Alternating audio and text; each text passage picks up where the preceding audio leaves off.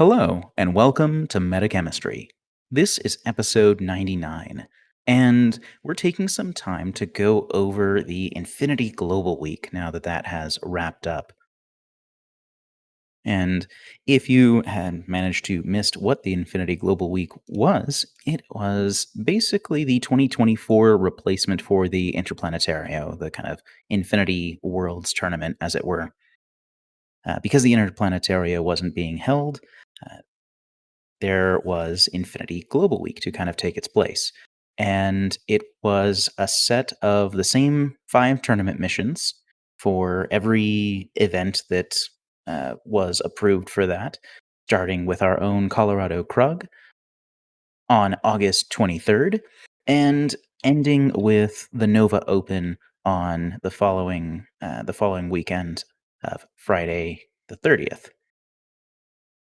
And so basically, the idea is to calculate the records of everyone who had played in those and determine the kind of world winner that way. But basically, kind of everyone was able to kind of participate in their own sort of interplanetario adjacent event with the same mission set competing against Infinity players around the world. And so we're going to kind of talk about our experiences with Infinity Global Week and give a little bit of a recap on that. But before we get started, we want to give a quick shout out to Polly Nikes at Mo Games, who is a sponsor of the Metachemistry show here. And you can find them at mo-games.com for your Infinity purchases in North America. And as part of that sponsorship, anyone who's a patron of our show can get a 10% discount code at their store. And we raffle off a $40 coupon code every month for anyone who is part of our Discord server, whether you're a patron or not. So you can feel free to join us there. Because what's better than games? Mo Games. And for this episode, we have Azoka and myself. We're going to be talking about Infinity Global Week. Primarily for me, the Krug. I wasn't able to go to Nova, but Azoka, you were able to go to both, which is super exciting. The capstone events of Yeah, it Infinity Global Week. was super exciting. I hadn't. Okay, for the longest time, I've wanted to go to Nova because we have a gentleman, Cobra Prime, I'm sure many of you are familiar with, who comes in to play at the Krug and Salt Lake Showdown and kind of do a circuit that way. And he actually told me about Nova and said that I should go like a couple of years ago. So I wanted to make it happen. My fiance has a friend out in DC, so I was like, oh, this is just perfect. But I hadn't worked until now.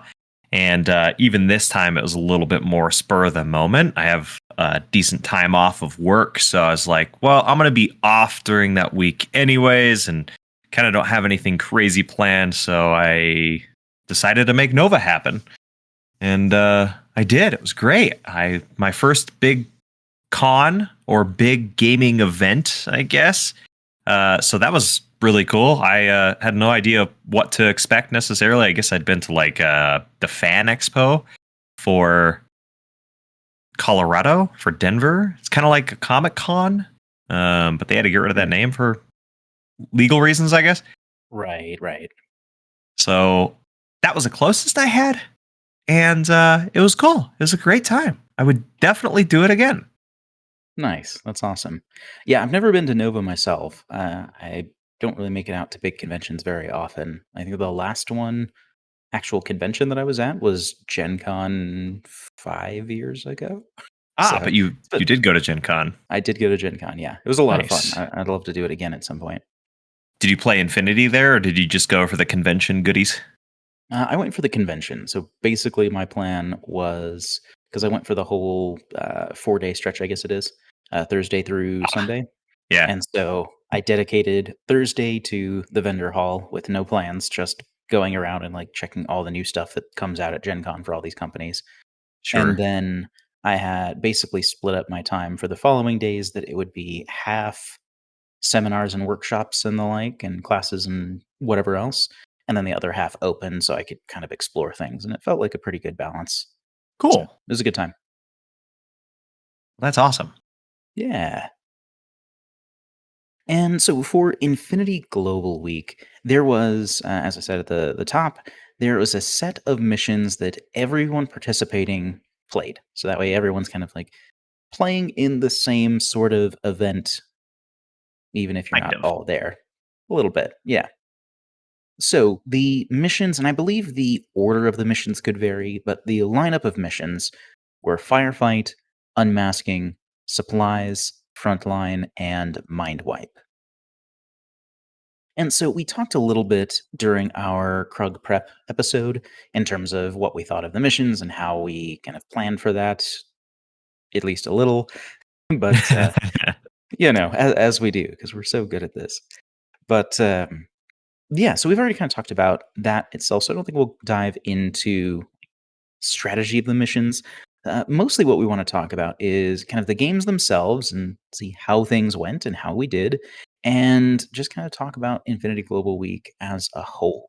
So, what we'll do is we're going to kind of talk about our games at the Krug to start off with, and we'll alternate through those and kind of let you know like a rough breakdown. We try not to do, strict order by order Quarter, plays. but One, yeah. because memory's not quite that good, and it's been 2 weeks as of time of recording. And two, I don't know how entertaining that specifically is for people. If people want something like that, let us know. Right? Yeah. I mean, we can try and keep better track of those things if that's It'll be something that hard, people want to hear. It will but be it'll really be hard. fun. I Sorry, I'm gonna I have to really barely. run the clock because I need to take notes on everything we're doing. Yeah, right. Like, I barely remember to take pictures. Like I usually just get one before deployment of the table, and that's it. So I'm playing JSA, right? And I Sure. have hidden deployment. So I just Hmm. take a picture of every table and draw on my little thing of where my guy Hmm. went. And yeah, that really helps. Yeah, definitely.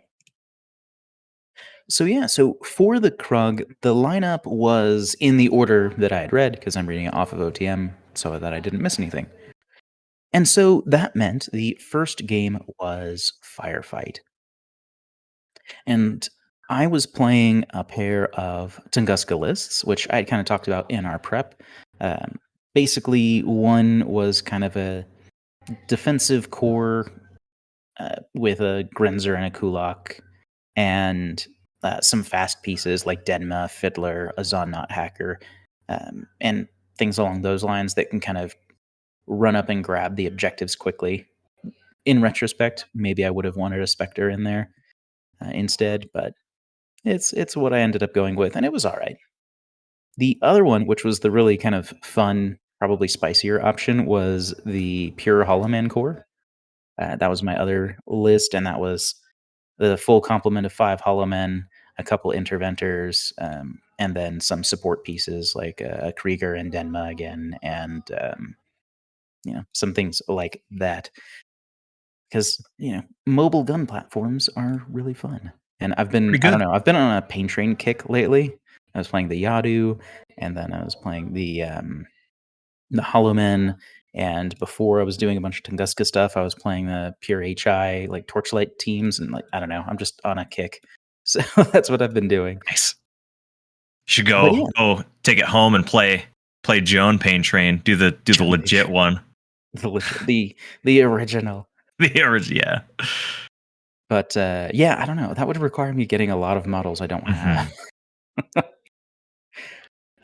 But yeah, so Firefight was the first game, and this was a Tunguska mirror match. So I played Senor Alaska, um, and basically with this mission, I was worried about Raoul Spectre because I knew Raoul Spectre was what I wanted to bring, being a Tunguska player playing Firefight. Uh-huh. Um, but I ended up going with the Hollowman list anyway because it felt generally more resilient, and they had the maneuverability for the table to get into some pretty cool spots. So that's what I ended up sticking with.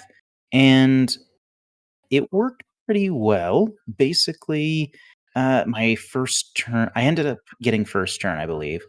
And I took the Killer Hacker Interventor to move up and drop the panda and kill off one of the Securitates that were in a fire team. Or no, it was a Rounder hacker, not a Securitate hacker. It was Securitate fire team, but Rounder hacker. So got rid of that, and that was the only hacker in the list. And so I didn't have to worry about that. And there was a missile bot available, and there was a conspicuous camo marker just outside the DZ, which, is Mr. Heckler. Yeah. Like, all right, so that'll eliminate that from being an issue. And then I ended up, it was in range to drop a missile on Perseus and Fiddler, who were linked to a Vostok. And so I was able to take both of them out in the same shot, which helped me Pretty a good. lot. Yeah, because I didn't really have a great answer to Perseus otherwise, like other than maybe having Holloman throw a bunch of chain cult templates at him. Yeah. And they were hoping he doesn't real dodge. bad in CC. Yeah, they're atrocious in CC. It's something that I kind of want to touch on is people complain about guided missiles a lot. Sure. But one thing that guided missiles do great is answers to mimetism and good CC units and Eclipse, right? Because you can't see through Eclipse, but you can sure hack through it. You just gestured to all of Phalanx. Yes, yeah. Guided is very important for the meta of them. So curious what we're going to move to. Like, I like that guided is available as a tactic. I don't think it should be strong enough to be a regular offensive choice. Like, I don't really like that aspect where, you kind of go all in trying to throw repeaters next to your opponent in one fashion or another, top of turn one to kill their lieutenant and just boom, boom, boom, that. Yeah. But I like it as a way for factions that don't necessarily have as good of gunfighting as some other factions to combat those without just needing to I'm just going to hope that my best gunfighter kills your best gunfighter. It's nice to have some asymmetric options in that way. Agreed. One of the things that I will often talk about is I really like countering in games, some level of counterplay. Like, on one hand, I love that Natural Born Warrior counters martial arts. And then on the other hand, it's way too prevalent in, on too many profiles. So I dislike that. I would love to see, some sort of hacking program that helps against a guided missile or something. More counterplay is cool, fun, and adds to the pieces of the puzzle. Yeah, I agree. Yeah, having more options is generally a good thing. Not always, but generally, more options is better than fewer. Mm-hmm. But yeah, I didn't end up. Oh, go ahead. What ended up for the firefight? How did you do? I ended up going 10-0 on that match because Nice. the Holloman jumped on top of a building that was in the midfield and started raining down on troopers that were on this kind of raised catwalk. They couldn't be seen straight on or from below, but the building was tall enough that I could catch a couple of them, including a Securitate lieutenant, and I was able to get a repair, the combat support classified, I think it is, where you need to repair or heal something, and then it's good. The net undermine to have a veteran troop, which all the Holloman are. Do a whip roll past the halfway point, and my last classified I didn't get because I just secured instead. I forget what it was, but yeah, they were able to kind of get a commanding fire position after my turn one because there wasn't a lot of long range capability in Mason's list, in Senor Alaska's list. It was mostly the missile launcher, the Vostok, which I tied up with a Zellenkrieger, and yeah, I don't think there were any other actual like long range weapons, which I think ended up being really difficult. That can be one of the downsides of playing Nomads. You don't have access to a ton. Yeah, and it's like you want to spend that SWC to get those hackers and the like, but a hacker or two is usually an extra gun. Yes. But yeah, so that one was a little difficult just because I don't think they necessarily made bad choices during the game overall, but I think it wasn't the list had some holes in it where it couldn't fight back without that missile launcher. I think was probably a big part of it, is that without being able to plant guided on things, I don't think it really had any gunfighters. Like I said, it was just the Vostok, and I could outrange that, or in my case, I just tied it up in CC. Yeah. I've been playing a lot against Vostok in just normal games, and Mhm. it's a very it doesn't feel as effective as I think that it should. But that's for another time. Sure. Yeah, like they're solid, but they're not like insane. Mhm. But yeah, how about you? When you were at the Krug, what did your firefight matchup look like? So my firefight matchup was against Mr. Butt, the king of butts, and he ended up winning the Krug. So we know how the Didn't catch result that one. was. Yeah. He did very well. Congrats. And we played game one. I did a little bit of a disservice to our listeners because I know Cobra Prime was like, "You're playing Shinobu," because I hadn't talked about it last recording when we were talking about our prep. So, my sneaky JSA ways worked because that was totally planned. Right. Additionally, as a continuing disservice to the listeners, I played a ninja sniper that I did not announce ahead of time. And it's weird because when I think of these ninja snipers, or I've played some hidden deployment sniper infiltrators before, Mhm. I wasn't really impressed before. But for some reason, I decided to take a ninja sniper and pay an additional 12 points instead of just taking a Ryukin. But it really worked. I think it really lends into my play style. Nice. And as such, these two things are of note in our first game. So we're playing Firefight. He's playing Vanilla Yuching, and then I am playing JSA. I'm pretty sure I know who his lieutenant is, but he gets initiative and is going to go first. So we set up our deployments. I kind of put Shinobu in a middle spot, which I should have over infiltrated, but I didn't want to risk that potential. So I just put her kind of in the middle, and he sets up his deployment, and there's a camo marker kind of in a pretty obvious spot where I'm like, that's your lieutenant. I'm pretty sure that's where it is. So I kind of have this plan in mind of what to do. Scratch that, and my plan just goes completely to shit. But Oh no. for his turn one, he reveals a Hacktow and comes to try to fight my Warcore and my Flashbot. So he fights them in one face-to-face. It's a complete wash. I don't do anything to him. He doesn't do anything to me. It was bad range, or really rough range for him. But so then he reveals again. So he moves up, goes to shoot them, and I hack him with my ninja hacker, which was right in the central zone. So I give him a fork, and I also reveal the ninja sniper at that point too.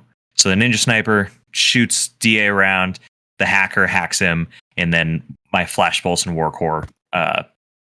I think my flash pulse may have died at that point. I'm not sure, but regardless, we throw out a bunch. We kind of fork his arrows, so he gets isolated, wins a face to face, but doesn't take a wound. So I don't lose anything. He doesn't really lose his guy. I think I might have lost the warcore in that exchange. Sure.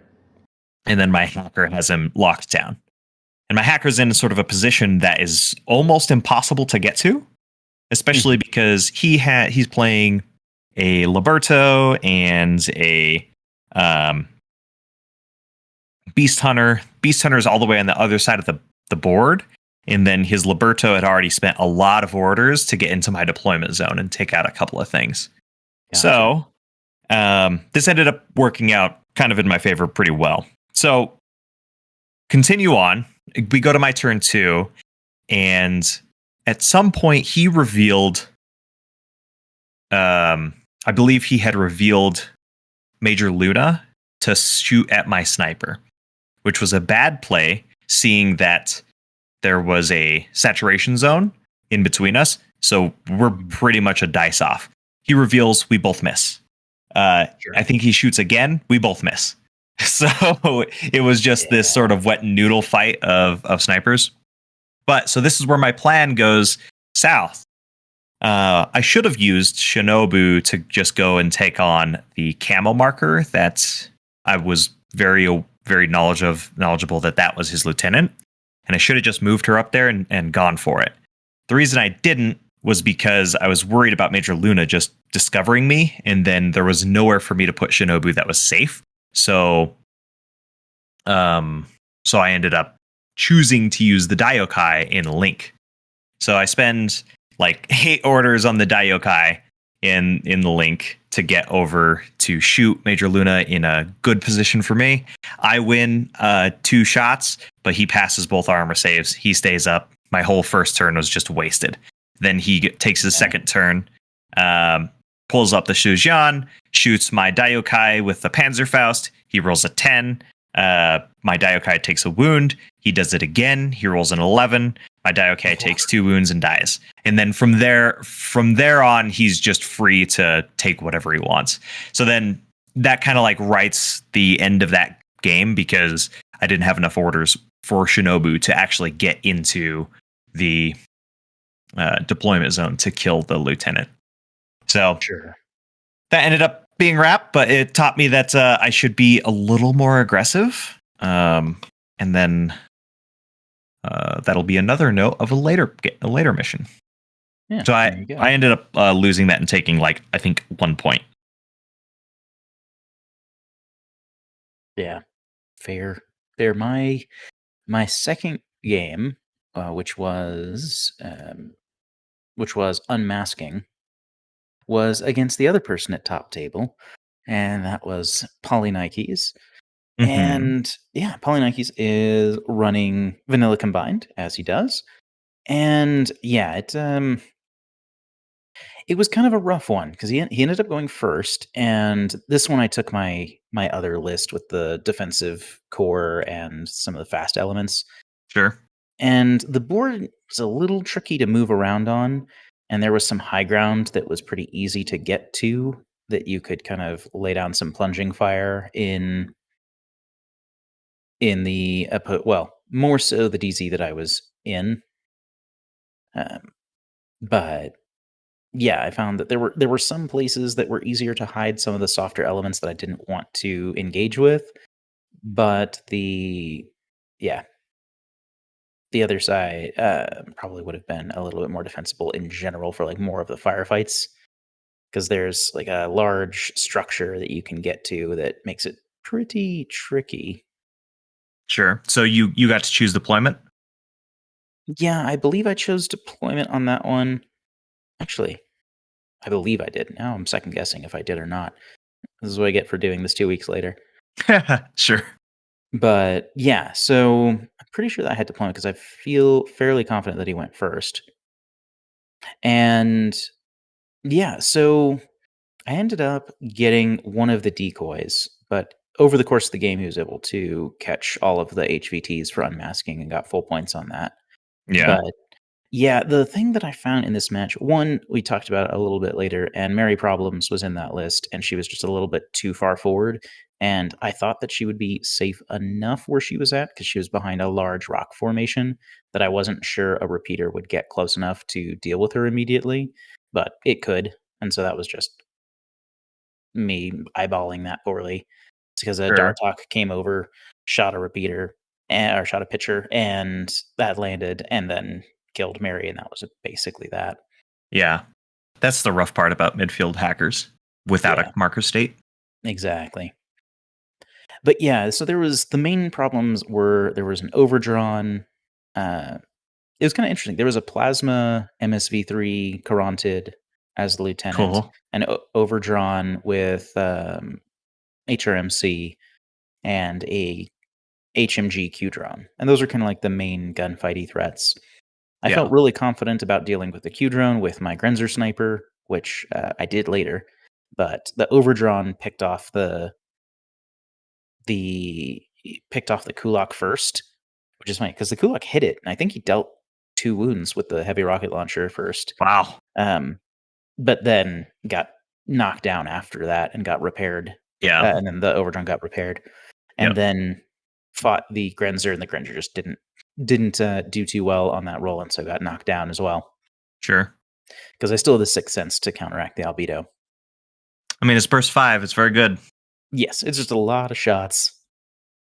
But yeah, so I ended up getting there was a heckler to get a panda near the overdrawn, and I don't know why. Maybe it's just some you know misguided sense of honor or something.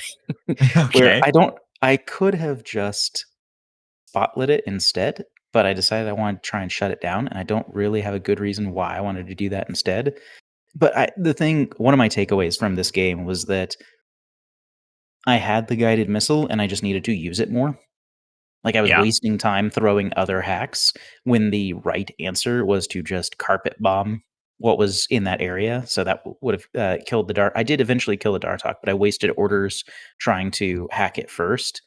So I would spend an order and I immobilize it with carbonite, and then I'm like, all right, Yeah. well, I'll go ahead and throw a spotlight on it so that way it's unlikely to reset.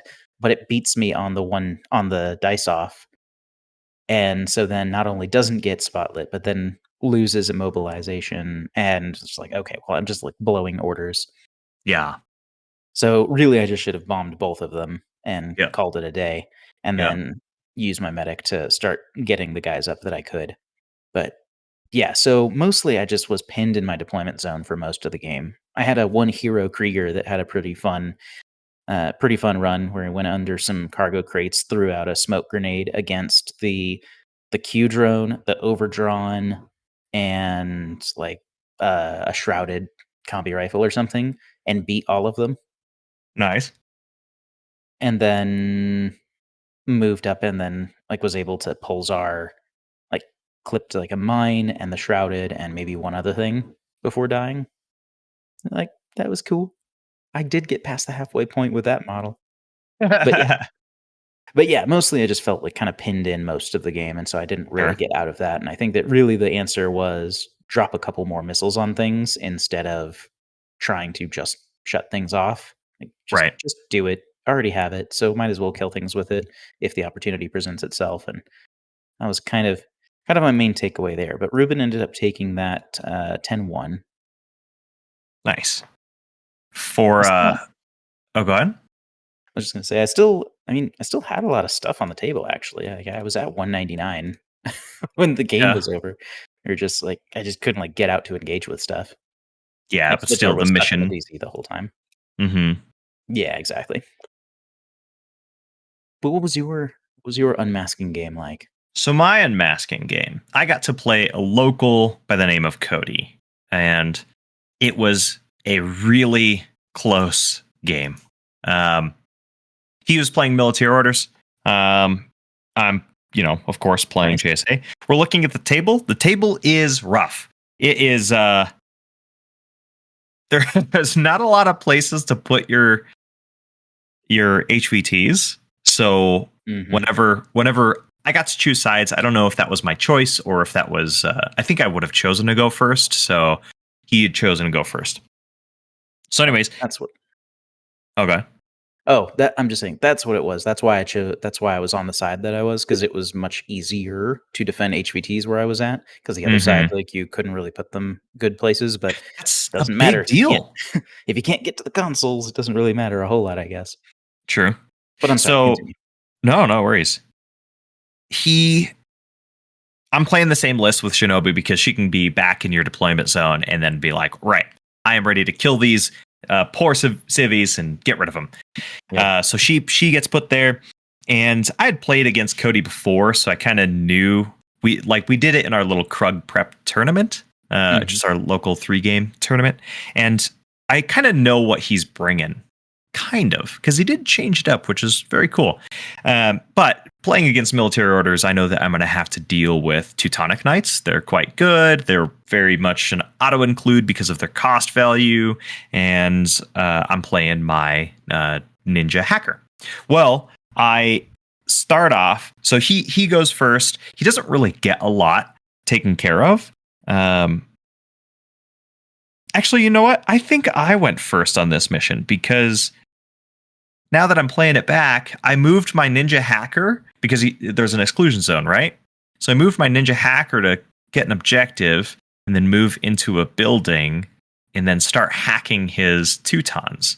But I can't recall. I don't know if I went first or not. It's not really relevant. Anyways, I put this hacker into this building that is he could just not get into. So I'm shutting down Teutons all day. But he has a what you call it? The order sergeant hacker. And we're doing a little bit of hack offs. He shuts me down. I managed to roll a 4 to reset, so it was awesome. And then, we're still being a nuisance and a problem. I pop out my ninja sniper to take a couple of fights against like a bulleteer and stuff, but it ends up being a wash for most of everything.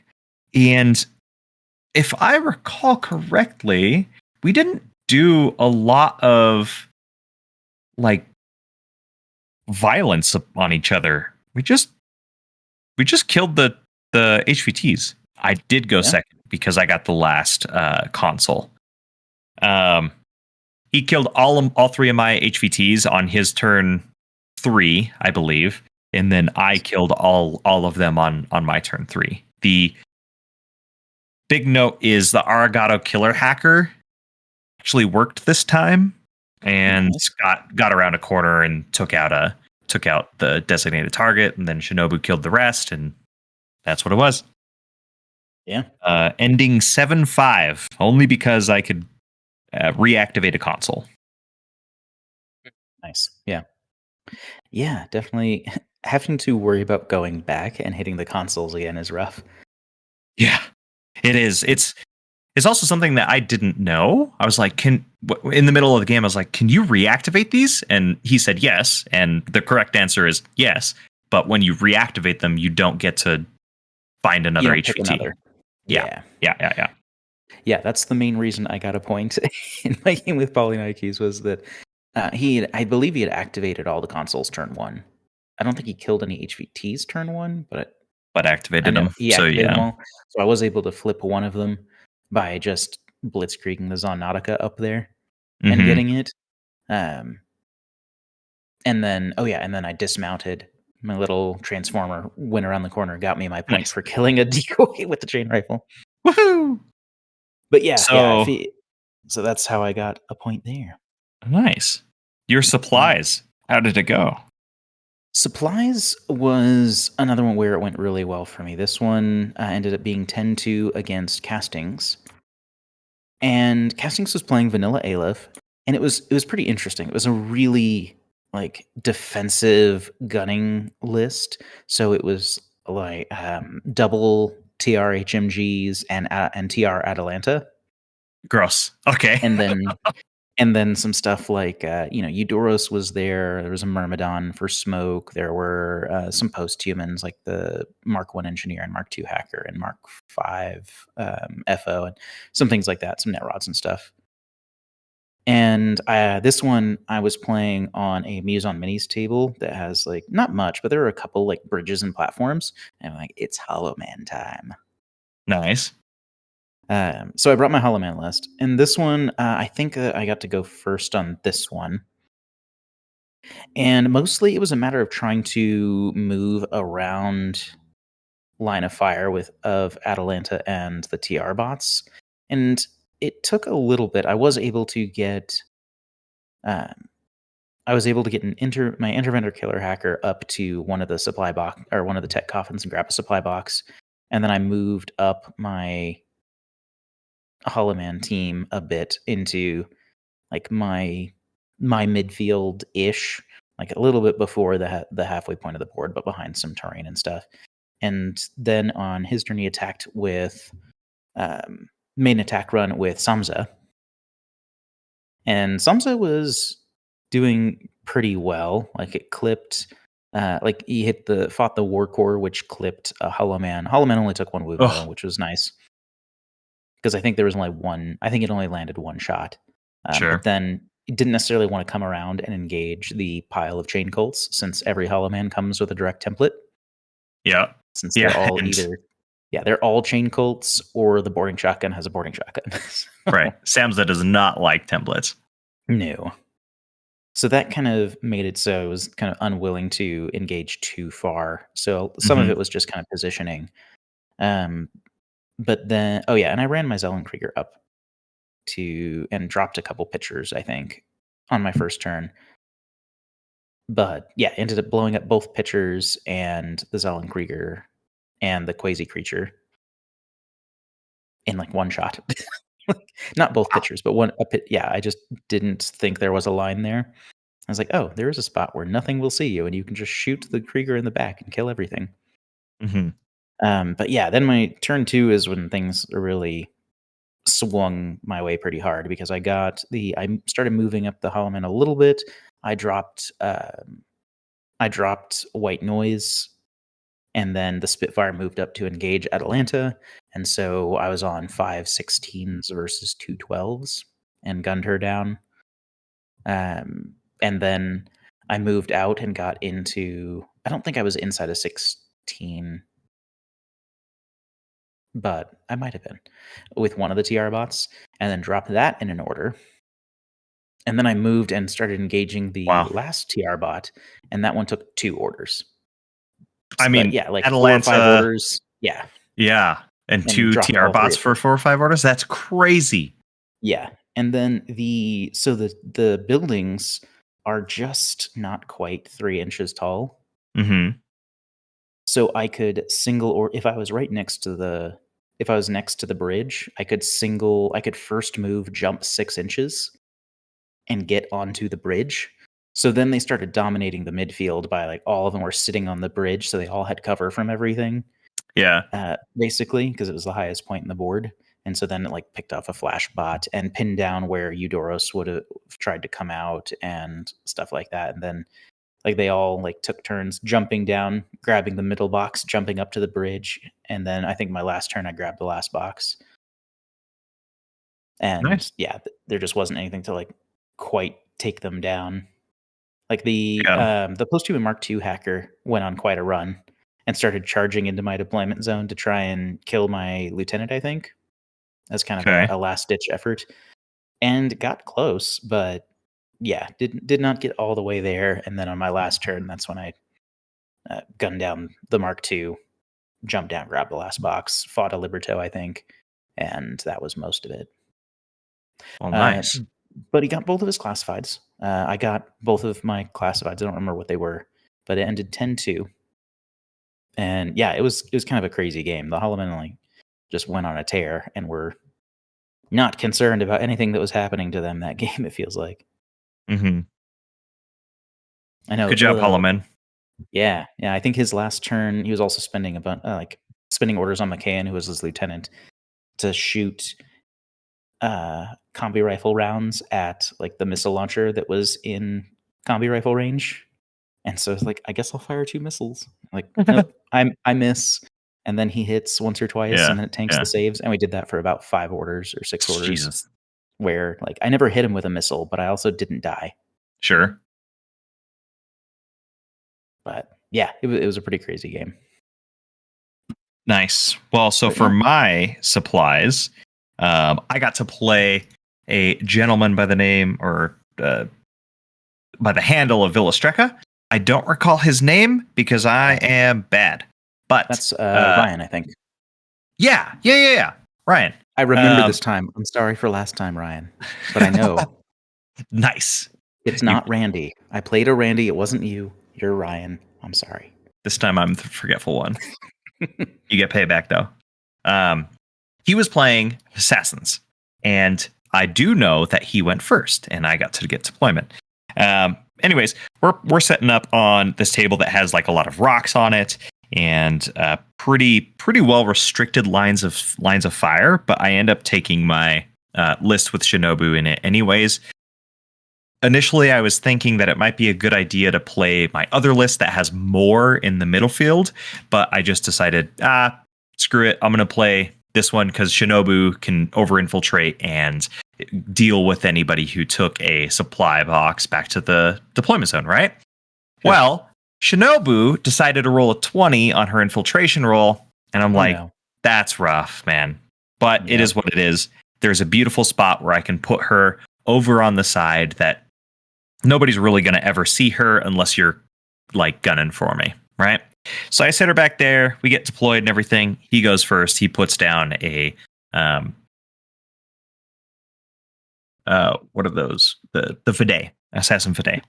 Yeah. So he spends he knows who my lieutenant is, and he spends a bunch of orders on the Fide to get into CC with Neko.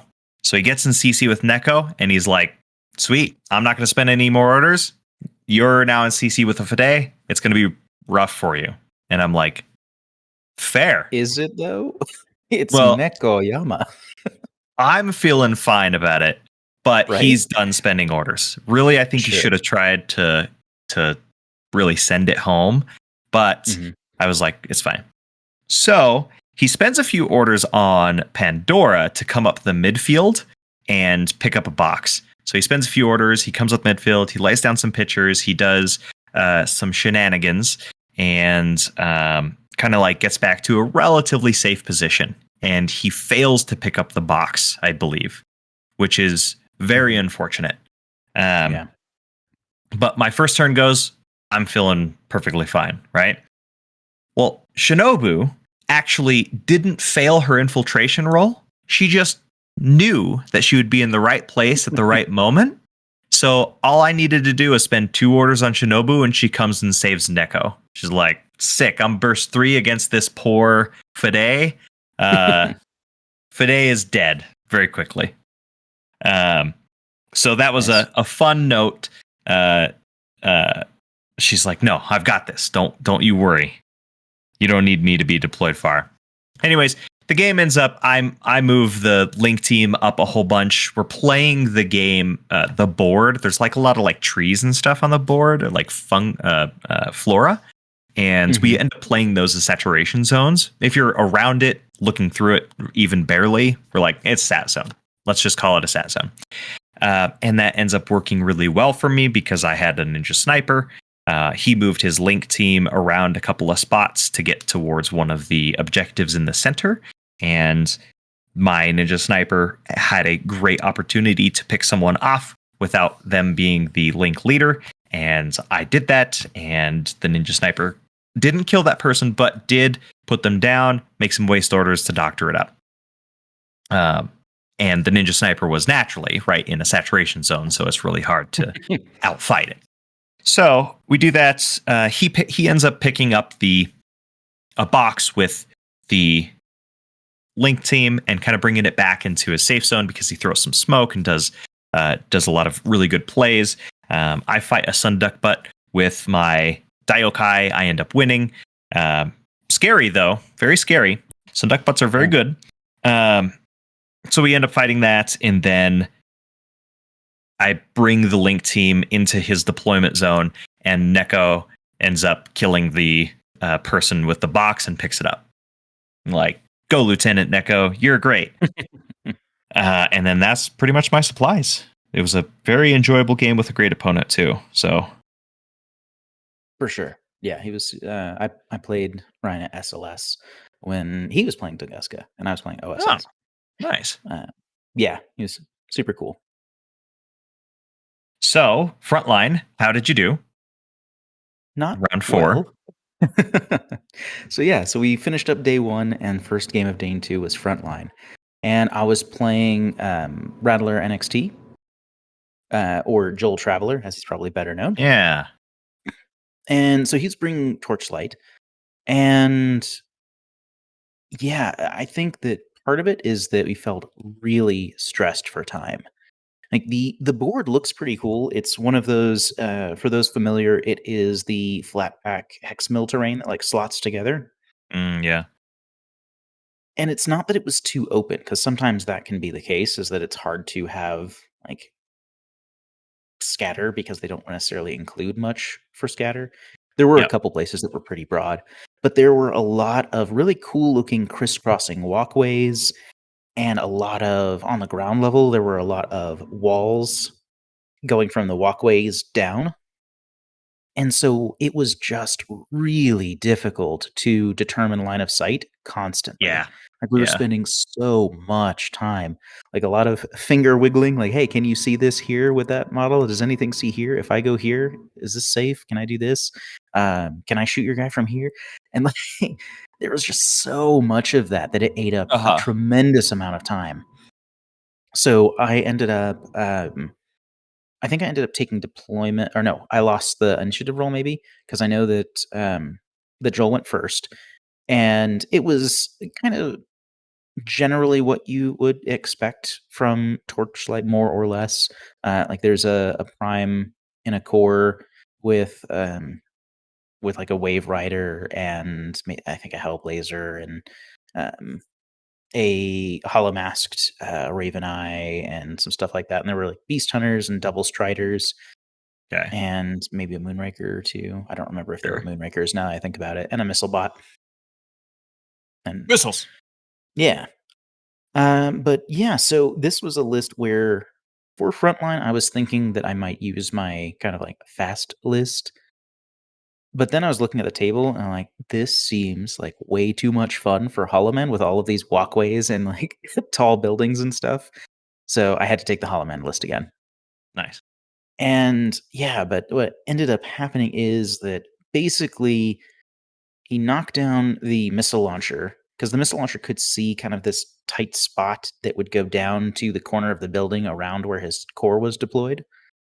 So he didn't want to move his core up, ideally. Yeah. But yeah, he did end up taking down the missile launcher with the prime, which is not greatly surprising. I don't think it lost a single actually, it definitely didn't lose a single active turn face to face. It might not have ever lost a face to face that game. I'm not sure. Okay. Sick. Yeah. But yeah, Prime is very the good, so it is very fair. good. But yeah, the thing that ended up making it extra difficult was one, we were taking a lot of time, and it wasn't bad. Like I don't think either of us, were upset or frustrated or anything, but we were like trying to get through stuff just because everything was taking so long. Yeah. And his first turn was basically diving as hard as he could to kill my interventor lieutenant. Yeah. And so a beast hunter was like coming around a corner, and I was able to kill it without it destroying my engineer, which is my main way, or it's my only way to pick up the hollow men. So the engineer dodged the flamethrower, and a couple arrows took care of the beast hunter. But then a strider started diving through my DZ, and um, like I got to a point where I could engage it, but not before it could see my interventor. And we talked about these little like Star Fox, like kind of triangular shaped fighters that were landed. And like, yeah, I guess we can just play them as true line of sight because that's the easiest instead of trying to, decide how is it blocked out. Yeah. And that ended up really, really, really setting me back because my interventor was, looking down at the table. I put it in a spot prone behind one of the ships that I thought it would be fairly safe. Rough. But then if you go down and you look at it, it's just sitting in the open underneath a wing. Yeah. So it actually didn't even have cover at all, much less total cover. Yeah. And so the Strider, it was the SMG repeater one. And so the Sure. Strider moved out and threw SMG shots into the interventor Killed the poor lad. and killed him. Yeah, I think only one shot got through, but it Because was that's all it enough. takes. And yeah, I mean, I pasted the Strider, but basically about the time that was happening, we had gotten the 1 hour warning. Yeah, And that's so rough. so I'm like, oh boy. So Well, at then, least you lost a lieutenant, so it's a quick turn. yeah. But it's like I'm trying to like figure out what I can feasibly do Yeah. without taking a bunch of time to actually like think through things.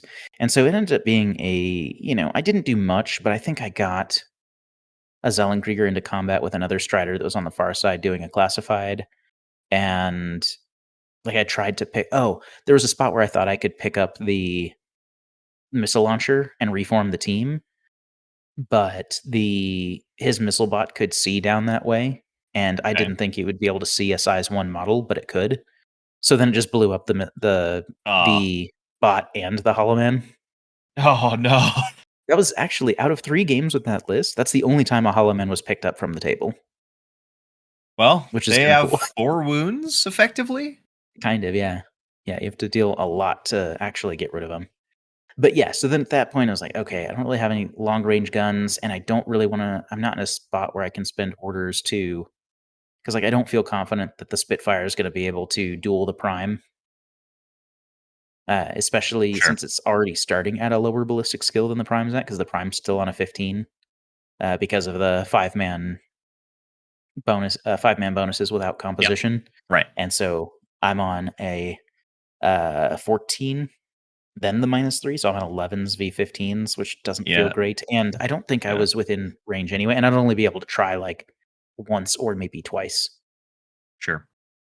So, yeah, so I ended up trying to consolidate a defensive position a little bit. I put a panda on one of the walkways behind some, like, cover that was on the side of the walkway to try and deter things a little bit, um, and I think I tried to go after one of the hackers with Denma, and I ended up that didn't end up panning out. Like he got killed in the return fire. I think it was something like he took 2 hits and died, even though they both my Kriegers rolled +3 fizz and regen, Yeah. and Yeah. they both of them They just both outright failed. died Oh, before they could regen, they just died instead. gotcha. I'm like, well, Dang. cool on paper.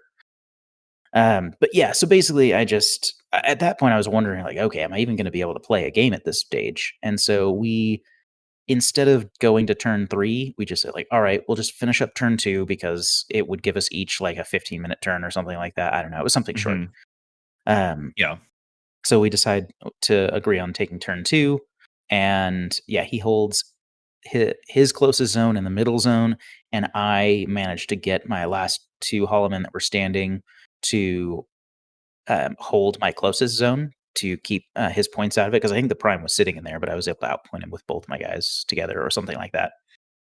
Um, yeah, and so my missile bot, I tried to shoot at a Strider that was like across the table that was in the zone in my zone, and I shot at it like 4 times, and I kept missing, and then I hit it once, and it was already a no wound in cap because the Krieger berserked at him, Okay. and then he passed all 3 saves.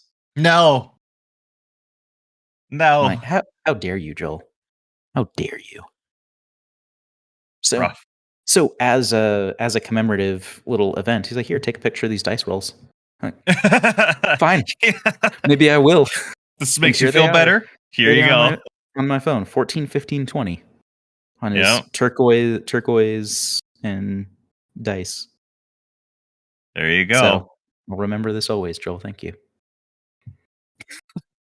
But Right. yes, yeah, so I ended up, like it helped score-wise that I was able to take some points because I think it ended up making it, 6-2 because I Nice. was able to hold my zone, and Yeah. I think I got A classified. Yeah, I think I got A classified, but his HPT was on the opposite side of where most of my stuff was, so I knew I wasn't gonna get that, and then Yeah. I think Be hard. for what I don't remember the cards I had specifically, but it was stuff that, like, I can't without getting my dudes into hacking range or leaving the zone and not knowing if I'll be able to make it back, and the zone's more important, Yeah. Yeah. that kinda stuff, Yeah. so yeah, it was a good game, and the table looks really cool, and I would like to play on it without a time constraint, but it was just really tough. Like, we Sure. spent forever checking things all the time because we Yeah. couldn't it was hard to tell. Not even just trying to think through all the options you could possibly do, it was more just, "If I go here, what will see me?" Like, "Alright, well, let me Yeah. see. Can I get over here? Can I get to this?" I really want to Yeah. play on like a tight like building cityscape, but Mhm. you're gonna run into the same thing. Like my head can't go Exactly. where this building is. Right. Exactly. So we ran into a fair bit of that. But yeah, it was a good game, even though we didn't get to finish, but it was, yeah, it just felt really tight and kinda stressful to try and play through that game just because of how long, it took to get through some of those things. Mm-hmm. It can happen. That's rough. But it was fun to play Joel. We haven't actually crossed paths in person until then, I think, which Yeah, is I kind of don't think odd to I've think played about. Joel either. But Yeah. Till one day, I hope we shall. Yeah. So I guess to talk about my frontline experience, I played. Oh, before I get in the frontline, I do want to say when I played supplies against Illustreka, Ryan, um, I did get very lucky. I did make a lot of really good plays, but I did also get very lucky. I think I rolled like a whole bunch of insane armor rolls and crits, and he didn't Yeah. pass very many armor rolls at all. So I want to make a note there. I did get very lucky. But in frontline, I feel like I also did roll pretty well in addition to playing solid. So frontline, I end up winning. I take it, and it's 10 me and 2 to my opponent, whose name is Jesse, and he is another local that I have played a bit more. His online tag is Lidless. He's playing Nomads, Corregidor specifically, and I Nice. have the benefit of I know his list. But in return, he has the benefit that he knows my list. So we're playing frontline, and ultimately, I fail another roll on Shinobu's infiltration, so she ends up getting placed in another side spot that ended up being okay. I didn't get to go first, but I prefer that for frontline, especially with this list, because I can just be like, all right, my ninja sniper didn't reveal until turn 3. Now we're revealed, and that's 37 points that you didn't expect. And then same for a ninja hacker, right? But Shinobu pulls up the side. Climbing plus is great. She gets to go throw some smoke, take out Jazz, and then the Vostok and everything. But then she gets murderated by Senior Massacre, which is all fine and dandy. I love it because I think Senior Massacre is awesome. I love that he came and killed Shinobu. The Vostok Did the kind of shoots thing. at the Daiokai. Yeah, did the thing, right? The Vostok shoots at the Daiokai. Daiokai doesn't win, takes a wound. He goes to a safe little corner where it's like, you can't see me anymore, and I can still stand up to be a nuisance. He fails a few rolls with throwing smoke with McMurrow, because McMurrow was going to be able to get into a really good position to kind of like start chewing through my link team. But there was a clutch moment for me where he just didn't roll well. And that worked out fine Sure. for me, right? But ended up just being able to pick apart his list slowly and surely with a little bit of fine scalpel here with Shinobu, and then just kind of moving around with everything else. I ended up not revealing the ninja hacker until turn 3, which was interesting because I was like, all right, I'm going to use it to do stuff. And then I didn't use it either. So I was just down in order the whole game. All right. But overall, it was a good game. Nice. These stupid zones, man. The QAZ zones. Oh, they're rough. I put Yep. mine in a spot, and as we're playing the game, I'm like, I have to spend like 10 orders to jump. That's an exaggeration, of course. To jump around this freaking zone to get into a building and everything, and I'm just like, this is so silly. Yeah, for sure. Yeah, I feel like the saturation zones weren't wildly impactful in the games I played. I don't know. Yeah, I feel like they were impactful in so much as that we just avoided those areas.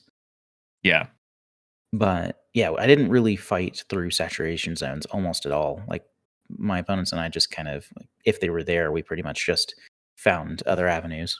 right. So, last round of Krug, how'd you do? Yeah, this one was kind of interesting. I played Tony or T Pain, and he was on OSS, We played Mind and Wipe. we played Mind Wipe. Yeah, and it was a 5-5 tie. Oh, Yeah, so it was kind of wild. Basically, we did everything but blow up any of the servers. okay. But yeah, so this one was another one where we felt the time constrained a bit. It was another Muse on Minis table with the kind of octagon-esque buildings, but there were some massive holes in the deployment zones, like where there's just nowhere to deploy behind, Yeah. and just like wide open areas. And the other thing that was a little difficult was that, and Ian, I'm pretty sure this is your table. Put in your tabs in the buildings. Do it. Yeah, got him. Because what happens is the buildings can all stack on each other, but they have little holes on the near the edges, and you're supposed to be able to put in a tab into those, and then it slots into the bottom of the building you set on top, so that it's somewhat stable. Well, Yeah, because the tables we were on weren't actually 4 foot across, they had sheets of plywood that were set on the tables, and yeah, occasionally the tables would be on where two pieces of plywood met, and so the tables would shift a yeah, little bit. yeah. And so basically, Tony and I were looking at this table and we're like, oh God, we have to be really careful because a lot of these buildings, like the second stories, are probably 8+ buildings are connected by walkways to each other as you zigzag around.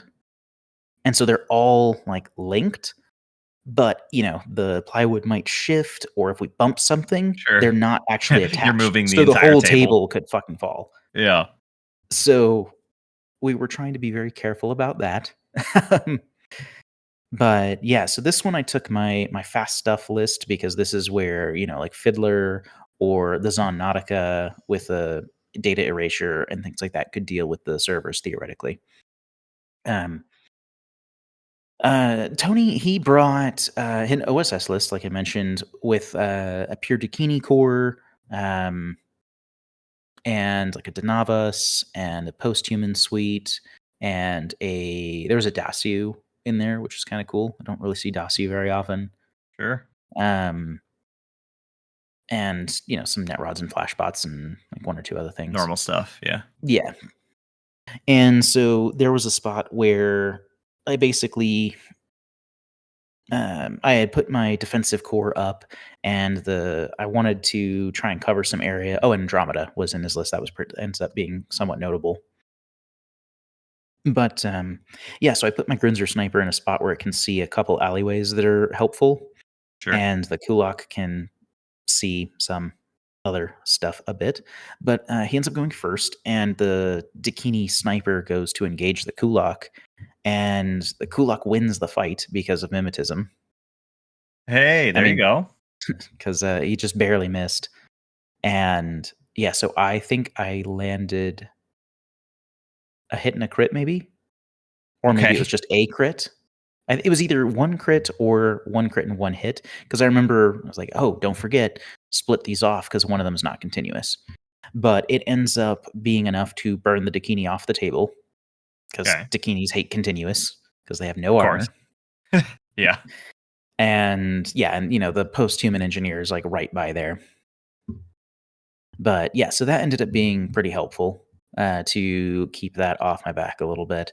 So Yeah. then I think the HMG puts down the Kulak in another order or two after that Sure. from the Dakinis. And then, but he doesn't want to engage the sniper because he can't get into good range with the sniper, and the sniper is still, very good at fighting Dakini. Mm-hmm. So then he tries to pick off some other members of the team to mitigate my bonus because he wants to drop white noise with his Denavas to then take me on that way, but not while I have Smart Sixth play. Sense. Yeah. So he moves Andromeda around to try and fight one of my Securitate, but I'm like, no, the Grenzer can see down this way. Like, there's this gap here between these structures where it can see if you go around that way. So then I think he spent like he was running low on orders, but had enough to cautious move across and then like dodge over a barricade and then move guard the A Securitate. And she would take shots and probably die. Oh no, she guarded I think she just guarded the sniper and just didn't need to worry about it. But yeah, so she ended up surviving, and that was mostly the end of the turn. So I lost my 2 long range guns, but then my Zellenkrieger goes on a tear. It rolled 8-4 move, Okay. and so it runs up and dukes it out with Andromeda and kills her. Then Nice. it goes around and like throws smoke and runs up and punches the bounty hunter biker, and then runs up and punches the post-human Mark V. I think it only dealt one wound though, and so he was sat in no wooden cap. That one I had to leave smoke for, and so I think it knocked out the Zellenkrieger at that point. But it was pretty good for what he was doing. Yeah. And yeah, so it was kind of a bloody game where we were killing a moderate amount of stuff, mostly Sure. just the high end stuff. But yeah, and then I got he had posted the HMG in a nest, and so I moved my heckler over there and dropped a panda nearby.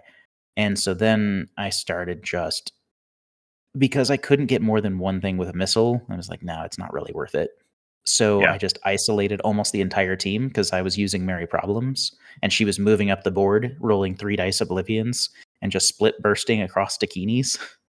Okay. There you go. And so she was like just locking down most of them, and then I did a carbonite on the HMG so that it couldn't fire either. And so that got me in a pretty good spot there. And then yeah, that's when the Dasu revealed to try and deal with the heckler, but the heckler actually survived the one shot, which was kind of neat for him. But yeah, so basically we just kind of fought to a stalemate in the midfield, and so no one like I got to a point where we were rushing our last turn. I think that we had like 5 minutes for each to play our round 3 turns, and neither of us could get all the way to the servers. Like I got Fiddler I got her like a little past the halfway point, but I was like, yeah, I don't think I have enough orders to actually get there and blow it up, especially not like fighting through a number of things. Like I was just throwing the shotguns into things to try and get rid of them. Um, but yeah, so we ended up with a 5-5 tie because we did our classifieds, we did our servers with the rogue AI weren't destroyed. We didn't lose any servers, and we both activated a console to find which one had the AI.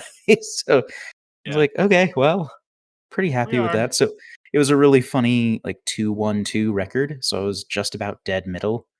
I ended up placing 25th out of 51 players that played all the way through. Top half. Is that kind of what you were? Is I don't remember what we said we would do. I was hoping for top quarter.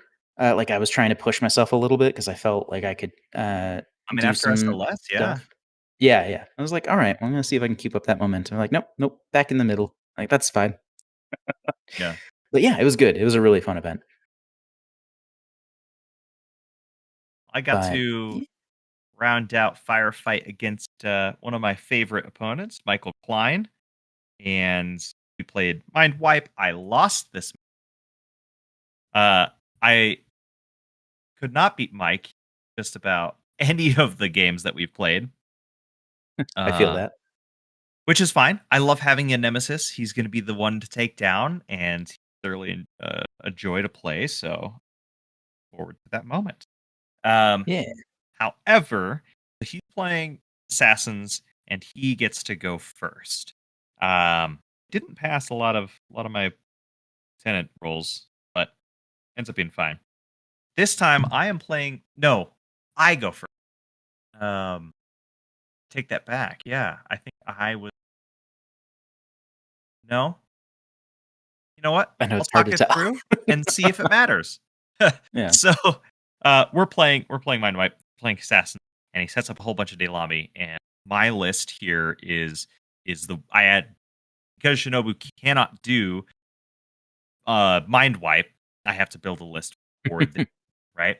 Um, Yep. this is what I was talking about before, where I'm not playing Shinobu. Anyways, um, a big note here for me is I was not aggressive enough with Sam's. Really need to get better slash do a little practice of being aggressive with my couple of attack people when there's something that I know I need to do. Sure. I feel that. So Samza is really good at being aggressive. He's a great gunfighter, best in JSA. Everybody says, which I think is probably true, but that's a very low bar. So in this mission, it's really tough to play against assassins because they can do it pretty easily. And I just don't have any sort of biometric visor or any good willpower to route out these Fidesz. And he puts the Fidesz in just like the perfect spot where I just can't get to, and ends up being really hard. I do a lot of my turn trying to find discover the Fidesz, and I fail like almost every single roll. Which it's rough, but I mean I'm looking for a really low number to begin with, so I don't have too much expectation, but Sure. it does when I've thrown out like 6 and put a lot of orders into it, it's rough, which is probably just something that I need to get better at doing, is just ignoring them and doing the rest of the mission. Just being like, if you reveal, I'll deal with you then. It ends up being a really hard game. I go a little too aggressive with Kuroshi Rider, who is my lieutenant, which is fine for me because I know that I have a chain of command. This is fine. No big deal. It was the wrong choice, but oh no. Yeah. So I show up, I try and fight I roll up to his Harris after throwing down some smoke, and I engage a AP Spitfire heavy infantry dude, the good one in Assassins that I hate because they're just so good. That's what you're right. Yep. They're gross. They're gross. I roll up with Kuroshi Rider in there, and I let him. It's a little rough. CCing that unit, not a good idea. But I go to CC and let him CC me, and then I just lay down a couple of shotgun templates, which was good because I hit his a hacker of his, and then I hit his total reaction bot. So I end up having a good first turn. However, I overstretched my lieutenant, so now he just on his turn 2, he just uses the Fidesz that is positioned on the side of the table that my chain of command is on, and just comes over and snipes my lieutenant. So I have to play turn 2 and loss. Which the whole thing ends up being really hard for me. And I go for a last ditch play where I'm trying to damage his console with my hacker. With a second hacker, because I move up my first hacker that's got the Uber hacking program, and they just drop the program. So I pick it up with a Ryukin killer hacker, and I'm like, it's a long shot. So I get there, I get one order to do it. I pass my willpower, and he passes both saves. I'm like, no, well. Yeah, I mean, because let's see, they've got 2 structure, right? So you'd have to fail both of those. Had to fail both, yeah. And it's BTS 6. It's BTS 6, damage 17. So you got to roll, 12? 12s. So it's possible, but it's definitely not something that I want to be in a situation of. So I should have just been more aggressive with Samza and just killed McMurrow, because McMurrow ended up destroying my server. Yeah, so I should have just like used him a little more aggressive. I'm too passive, man. I don't step on people's throats enough, as Ian says. That does sound right for something that Ian says. Yeah, and then I ended up taking 19th for the Krug. Nice. Yeah. So all in all, 3-2. I said 3 wins. I did it. Let's go. Aha. Yeah. So not bad. That's cool. Yeah, Mind Wipe is weird. Like, this is one of those observations that I think is very strange in Mind Wipe and Unmasking. There's just some kind of like narrative mechanical dissonance in the mission, where it's like, okay, you need to find the important person or server. Also, kill all of the people and destroy all the servers. Yeah. Like, yeah. Wait, why? So much. But, yeah, it is a lot. Like, having to be in your opponent's deployment zone, blowing up 3 things is a lot. It's really hard. It's you have to be in such a really disproportionate, right? Because some factions do that so well, some factions do not. True. It is true. Well, I would love to talk about my Nova experience, but we're running out of time, so I'm afraid I won't be getting into that this recording. As a the short little summary, I had a great time, like I said at the top, and I ended up taking 13th, going 3-2, which pretty good for taking 2 losses. Same amount of players, it was 56. I think it might have been like 52 or 54. Just we had a few people didn't show up or something. But all in all, not too bad. I had a lot of great games with great opponents. I played against Myomer, which I have seen his tag around somewhere, and I know like it was cool to play someone that I had either seen on Discord or something, and he was a great opponent, really challenging opponent, and we had a really close game. And just a little bit of positioning cost me the game, and then I had another game where I got diced, I think. I talked to my opponents and I was like, hey, could I have done anything different or better? Or did I just get diced? And then we kind of talked it out. And he's like, oh, you could have done this. But I was like, yeah, I thought about that. But if I do this, I'm worse odds. Ultimately, what happened is I shoved Yojimbo up to fight a Kaitok in CC. Mm-hmm.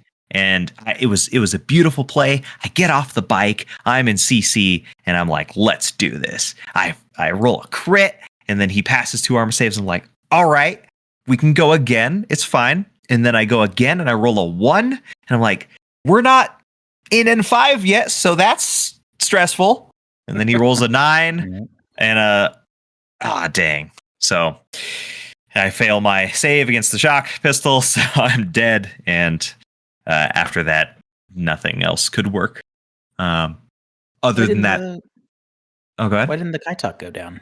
It only has 2 wounds, right? It doesn't have no wound cap or anything, does it? It passed 2 saves. Is he only DA and not explosive? Yeah.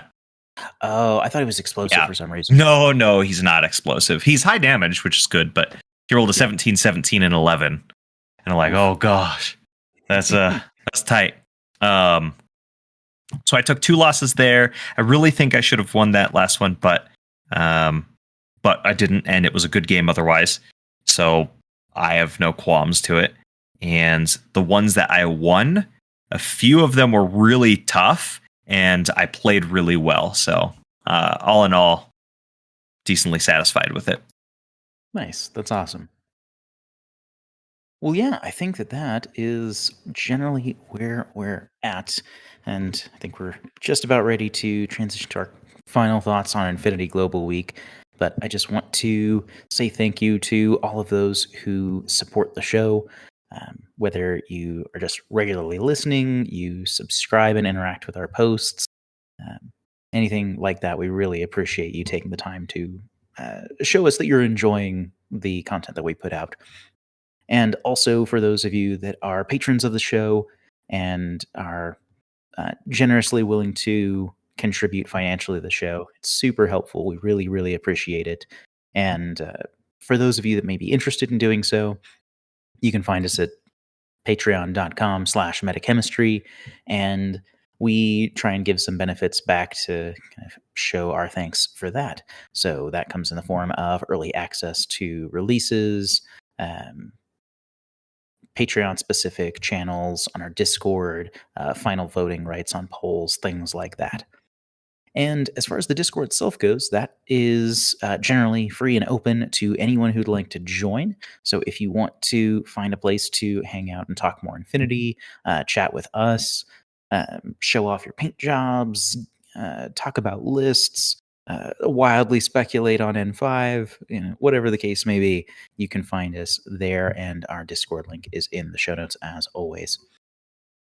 With that said, Azoka, any final thoughts on Infinity Global Week? I liked Infinity Global Week.